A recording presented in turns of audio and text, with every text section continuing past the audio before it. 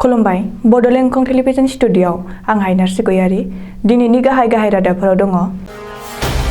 हाग्रामा महिलारिनो जननेता भीम बरदेउरि बान्था 2021। प्रमद बर'आ नंखाय बाथ्रा बुंनायनि अस्ताद। रायजोआव दिनैनिफ्राय कभिड भेक्सिननि जर'खा हाबाफारि जागायबाय। मोनथाम कृषि आयेनखौ लोकसभायाव बोखांना लाबाय। नाजिरायाव आफादनि मुं लाना सान्दा खांनायखौ रायजोफोरा हमना पुलिसनो गथायदों।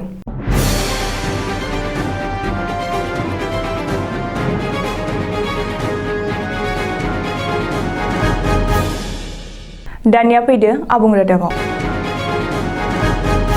बिटिसिनि बारग' गाहाय हाग्रामा महिलारिनि मुंखौ 2021 मायथाइनि जननेता भीम बरदेउरि बान्थानि थाखाय सायख'बाय। All India tribal student association सुंद'यै आइथासाया जननेता भीम बरदेउरि बान्था 2021 नि थाखाय बिटिसिनि बारग' गाहाय हाग्रामा महिलारिनि मुंखौ फोसावबाय। बिपिएफनि आफादगिरि हाग्रामा महिलारिया बर' हारिनि माहारि बारखौ गोख्रोङै गायसंजेननायाव गावखौ बाउसोमना खामानि मावबोनायनि थाखाय सा सानजा ओनसोलनि गुबुन सासे गोख्रों ट्राइबेल दैदेनगिरि महरै देग्लायनि जननेता भीम बरदेउरि बान्थानि थाखाय सायख'यो। मिथिनो हानाय बादिब्ला 30 नभेम्बर एबा गाबोन दिसपुराव थानाय PW ट्रेनिं एन्ड सेसन सेन्टाराव मोनसे मेहेरगोनां हाबाफारिनि गेजेरजों हाग्रामा महिलारिनो देग्लायनि भीम बरदेउरि बान्थाखौ गथायगोन।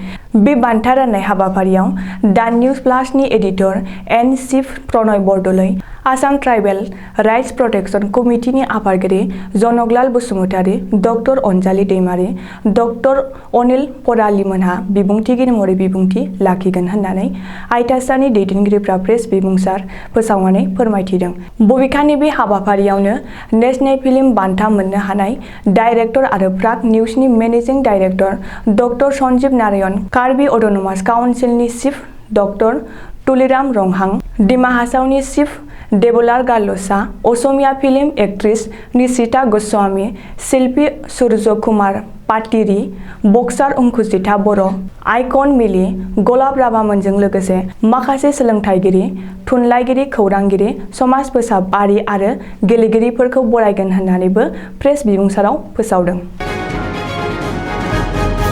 प्रमद बर'आ नंखाय बाथ्रा बुंनायनि अस्ताद। बे बाथ्राखौ बुंदों बिपिएफनि आफादगिरि आरो बिटिसिनि बारग' गाहाय हाग्रामा महिलारिया। मख'नो गोनांदि बाक्सा जिल्लानि सालबारि महकुमानि कमलाबारियाव मैया बिपिएफ दोलोनि मोनसे हाबाफारियाव बादा एबा वार्कशप खुंफुंजायो।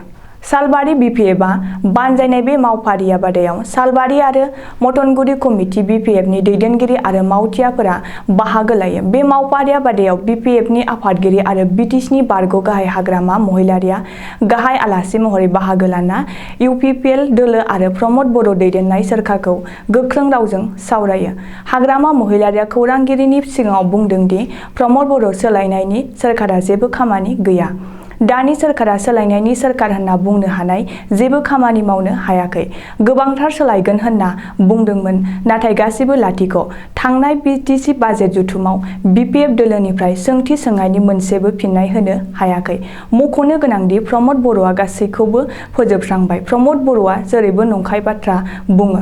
नंखाय बाथ्रा बुंनायाव प्रमद बर'आ अस्ताद होननानैबो हाग्रामा महिलारिया प्रमद बर'खौ गोख्रों रावजों सावरायो।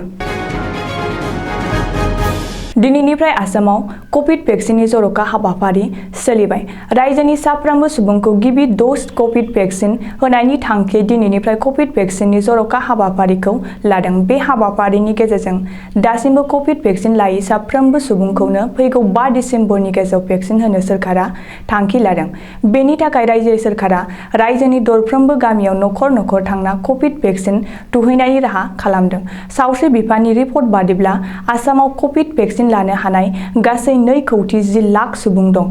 बेनिनो 2,09 लाख सुबुङा आरो 1,15 लाख सुबुङा मोन्नैबो ड'ज भेक्सिन लाबाय। मख'नो गोनांदि रायजोआव 100% सुबुङानो कभिड भेक्सिन लानो हायो। बेनि थांखिजोंनो आसाम सोरखारा दिनैनिफ्राय कभिड भेक्सिननि जर'खा हाबाफारिखौ जागायदों होननानै गिबि मन्थ्रि डक्टर हिमन्त बिश्व शर्माया टुइटाराव टुइट खालामदों।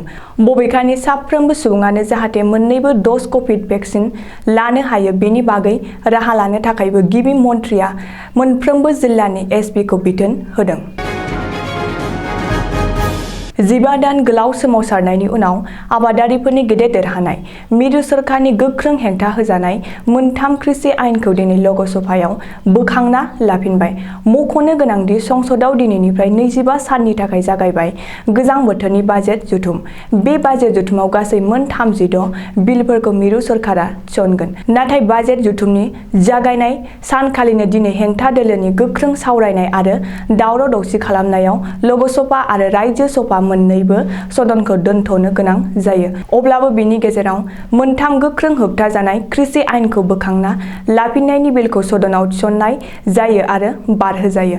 मिथिहोनाय बादिब्ला मोनथाम कृषि आयेनखौ बोखांना लाफिननाय बिलआ पास जानाय लोगो लोगो सदनाव रंजाखाङो।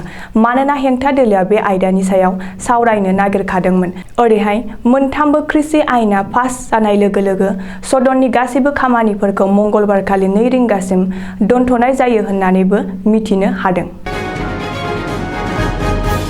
गिबि मन्त्रि डक्टर हिमन्त बिश्व शर्माया सान्दा खांनाय हारिमुखौ आसामनिफ्राय गैया खालामनो गोख्रों थांखि लानायनि उनावनो सरासनस्रा रायजो राजाफोराबो बेनि सायाव सांग्रां जादों। बेनि बिदिन्थि महरै आफाद आरो गौथुमनि मुङाव सान्दा खांनो थांना गोबांसा सुबुंफ्रा जोबथेसालियाव थांनो गोनां जादों। मिथिनो हानाय बादिब्ला रबिबारखालि हराव नाजिरायावबो हिन्दु फेडारेशन मुंनि मोनसे आफादनि मुङाव सान्दा खांनो थांनाय सासे सुबुंखौ जायगानि सुबुंफ्रा हमना पुलिसनो गथायदों। भास्कर बरुवा मुंनि सासे सुबुङा नाजिरानि माखासे दखानफोराव हिन्दु फेडारेशननि मुङाव आफादनिफ्राय जेबो सिल स्टाम्प गैयै रसिदजों रां खांहैदोंमोन। भास्कर बरुवाया शिबसागर आमलापतिनि होननानै मिथिनो हादों। रिपर्ट बादिब्ला सिलाराय दिवस फालिनायनि मुङाव नाजिरा बाजाराव दखानदारफोरनिफ्राय सान्दा खांनो थाखाय भास्कर बरुवाया रबिबारखालि फुङावनो न'निफ्राय ओंखारलांदोंमोन। दिनैनि रादाबा एसेनोसै। गोजोन्थों।